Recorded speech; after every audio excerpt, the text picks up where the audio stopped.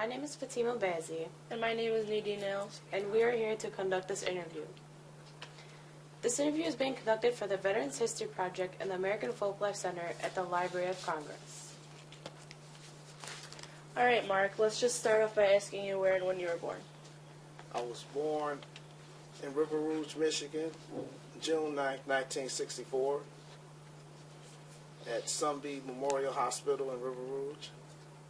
And could you give us a little bit of background information on your parents and their occupations? Yes, my father's name was Rudolph B. Tucker. He passed away on March 27, 2003.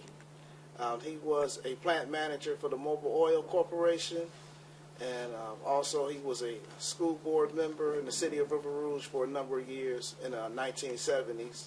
My mother's name is Ella Jean Tucker, and she worked for Sunbeam Memorial Hospital as a billing claims clerk person. Do you have any siblings? Yes, I have one sister. Her name is Jean Anita Tucker, and she's a younger sister of mine. All right, and before entering the service, what did you do before then? Before entering the service, I did attend college at Southern University in Baton Rouge, Louisiana. I majored in business management there. I attended Southern for 4 years prior to entering the military.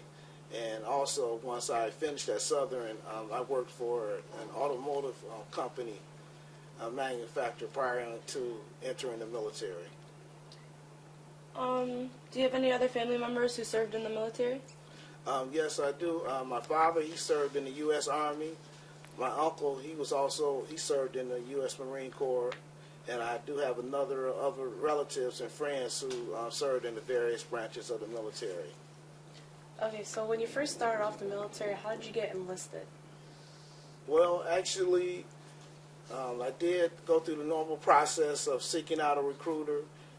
At the time, I was working for the automotive manufacturing, and at the time, this was in late 1989, and just looking for better opportunities and more advancement. And at the time, I was working, but the economy at that time was still very tight, sort of like how it is today. Even with a college education, it was hard to find jobs at that time. So, and I was familiar with Officers Candidate School. A friend of mine, he had completed that course. I had quite a few friends that went through there because they were in ROTC in college, but I wasn't in ROTC in college. But I ended up talking to an enlistment recruiter, and I told him I was interested, and went from there. Yeah. Why were you interested? Like, why the Marines? Why the Marines? It goes back to my high school, River Rouge High School. They have, to this day, they have a Marine Corps junior ROTC program, and I had friends that were active in that program. And although I wasn't officially in there, I did attend some of their functions, and they used to tell me about it. I also had friends who were in the Marine Corps at the time or had been through the Marine Corps, and they told me about their experiences, and I always just wanted to go with the Marine Corps. And how were your early days of training? Early days were pretty tough. Now, I like to say when I was 25 when I entered, so I had been away, and I wasn't straight out of high school. And I did play intramural sports in college, but it wasn't very active, so I had to have been physically active. So I had to literally start back running, just getting back in shape just to handle the physical rigors of Marine Corps boot camp. So I had to do that months prior to entering the Marine Corps. Did you get any special training? Special training, after I finished boot camp, I did enter, they have 2 phases after boot camp. You go to Marine Combat Training School, and that's for all Marines. They go to that school. And then once from there, then I went to the School of Infantry. And that's I think it's 3 to 4 months long. That's after boot camp, and that's when you major in your specialty. I was a machine gunner, so I went to machine gunner school. It's literally a school. You do on-hands, you do classroom work for hours, and then you literally go to the field and you learn all the machine weapons, all the machine guns that are available. Okay, and was it hard adapting to military life, like your social life? And yes, it was. I know the first basically the first year you had no freedom. Of course, in boot camp, you just couldn't go anywhere you wanted to. You was restricted. And even in the School of Infantry, you know, we had limited, what they call liberty. That's your freedom to go. We can go certain places, but we couldn't just leave without being what they call UA, unauthorized absence. You had to always report on duty. And we stayed so busy, I mean, day and night, that literally you just didn't really have a lot of time to go, you know. But it didn't feel like prison either. You still had your freedom to, you know, be yourself, et cetera, et cetera. But it was very regimental. Oh, okay. And where did you serve as a veteran? I served in what country or what state or city? Yeah. I served, my duty station was in Kaneohe Bay, Hawaii. And that's where, after I finished my School of Infantry, I was given orders to go to Kaneohe Bay, Hawaii. So that was my major duty station. I did travel to other countries also. Of course, Saudi Arabia, Kuwait, to kind of go back once I got to what they call the fleet. We call it the fleet in the Marine Corps. I was in there 3 weeks, and then we got the orders. The Persian Gulf War, the Gulf War just was about to start off. It wasn't called that at the time, but we got orders to go over to Kuwait. And that was late August of 1990. And I was just, in 3 weeks, they were like, people were like, man, you just got in the Marine Corps and you're possibly going to war.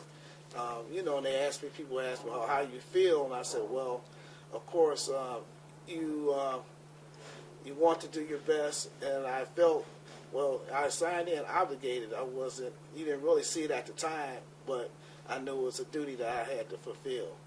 Do you have any other details about your trip? Any other details? Yeah. Actually, as far as pertaining to Saudi Arabia or just any in general? Anything in general Let's see, other details? that you'd like to share with us? Okay. Oh, well, it was, let's see, okay, then as far as, I can talk more about the Saudi Arabia, just But preparation. was it your first time there? It was, yes, it was my first time there. And then we did a lot of preparation prior to going there. Of course, once we got the orders, we were at the Big Island training for several weeks, and we were doing all type of weapons, tactics, training, and just physical fitness to get in better shape and condition, because of course the weather was much hotter over in Saudi Arabia. So even though Hawaii is very warm, but not as humid also. So we were just conditioning ourselves with a lot of training over before we actually went to. Could you tell us a little bit about the action you witnessed when you were there? The action, sure. Well, actually, it wasn't a instant where you had a combat situation. It was more a gradual buildup of troops. When I first got over there, I remember the first night flying to Saudi Arabia from Hawaii. It was a very long trip. I mean, literally 20 hours or more just flying over there. And we landed at night, and the pilot told us it was 110 degrees, and this may have been maybe 12, 1 a.m. in the morning. And as we got out, you can feel the humidity, and we formed a formation and make sure accounting for everything, and then we were marched over to a hangar. In our first 3 weeks, we stayed in the hangar, and it was literally an airplane hangar. I mean, it was very hot. This an increase because of the enclosure. I mean, you were probably 120 degrees or more. Yeah. But you know, we had to do that. We set up our barracks a bivouac, and everybody had cots to sleep on, and basically just preparation. That was the first step. And then I think about a month after that, we were flown by helicopter, at least my unit was, to the desert. And then it was set up, and we didn't see any enemies, quote unquote, at that time, but as time went on, and that's when we became more and more engaged with the enemy. And how about your emotions relating to combat? Like, how did you feel about witnessing casualties and destruction? Well, I think my emotions, I ran the gamut from being, I guess you felt prepared and confident. I had a good commanding officer but you feel all the emotions. You know, you feel a little scared at times. You go through loneliness, but then the camaraderie of being with the Marines and other Marines, you know, you kind of just feel confident about things also. My faith was very strong at the time. I felt that I'll come through this, you know, in good merit, so to speak. So I did feel a variety of emotions, and like I said, we had basically 6 or 7 months over there prior to seeing any combat situations. So we had a lot of preparations in that matter. Did you form any special friendships with the people you served with? Yes, I did. I did a lot of, even though a lot of guys were there prior to me, obviously, and a lot of them got out, because I still had 3 years of obligation after the war. However, yeah, I did form a good friendship with quite a few Marines, and with the advent of Facebook and some of the other internet, I have touched base with some of those guys. Recently, just last year, there were two reunions, but I wasn't able to make them, and we're in the process of putting together more reunions as we connect with more people. So, yeah, it's a lifelong friendship with a lot of people in there. Good. And how did you stay in touch with your family back home? Well, it was just good old-fashioned letter writing. I did write and just wrote letters, and they corresponded. Of course, my mother, sister, sent letters to my father. Also, a few friends that I can remember the address, and we didn't have to pay for postage because once they declared it a war situation, we didn't have to declare postage, so you just put free, and they would deliver the mail to you. When you were off duty, what did you do? Did you do any recreational activities, or? Yes, well, I did. I did some hiking and exploration while we were over in Hawaii, and just a lot of some swimming, and just a lot of just enjoying the weather. And one thing about being in Hawaii, it was great liberty. I mean, I got to see a lot of the islands and just enjoy the people, and that was definitely a good experience. Fortunately, I do like to bike ride, but I didn't have a bike while I was in the military. But just to get around and get out and enjoy yourself, that was a good feeling. Okay, so the Persian Gulf War, when it ended, where were you? I was literally, we were back in Saudi Arabia at the time. We did advance to Kuwait. I was with the 1st Battalion, 3rd Marines. We did go to Kuwait. We secured the airport. That was our duty, initial meeting. And then once we completed that mission, so to speak, to liberate Kuwait, and then we went back to Saudi Arabia by trucks. And I must say that the people of Kuwait were very grateful, and the people of Saudi Arabia. I mean, when they got over there, they were very generous. I mean, they provided water for us. They washed our clothes if we wanted that. Did you expect that? And not at first. I didn't expect that. But when we went back to base camp, they did do a lot of those things for us.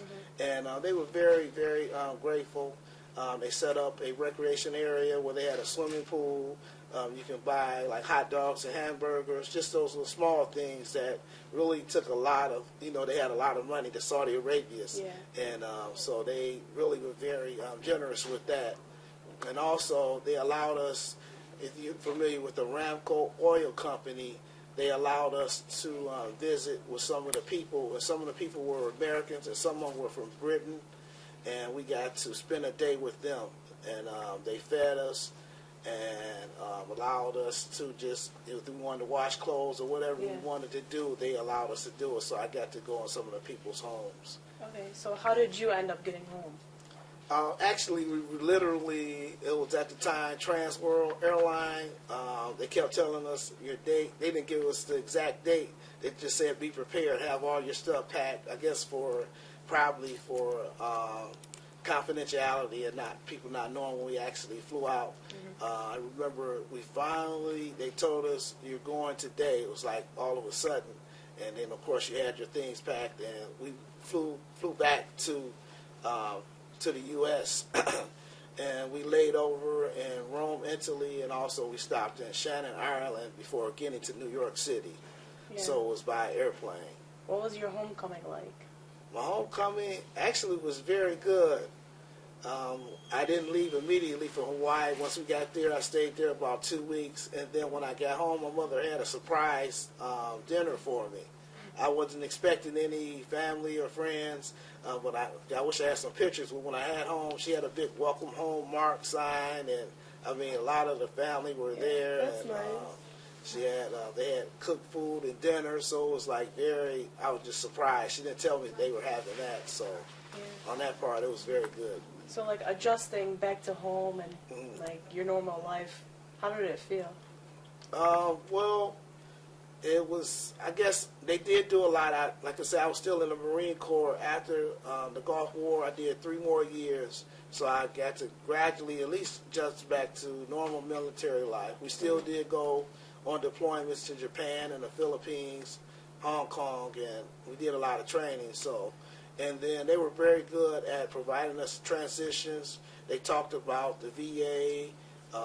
We had people from other Department of Defense, and they just told you a lot of things that helped you to transition back to the civilian job market. They had some civilian employers there because they had transition fairs for veterans discharging, and I was able to take advantage of that.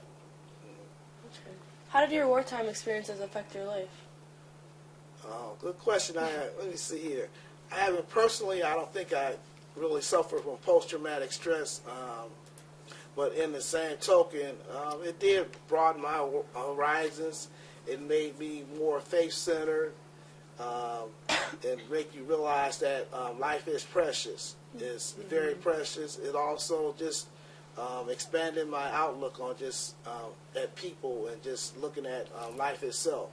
So yeah, it's been a positive on that aspect, and I can relate to other veterans and being a veteran myself, and I ended up with the working for the VA.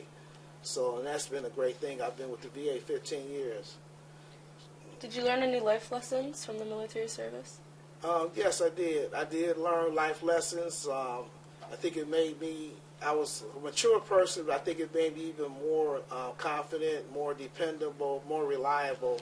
And it really just made me focus on just doing the best you can. And I think that was a good part of serving in the military for me. Okay, well, thank you so much for telling us about all your experience in your military service, and yeah. You're welcome.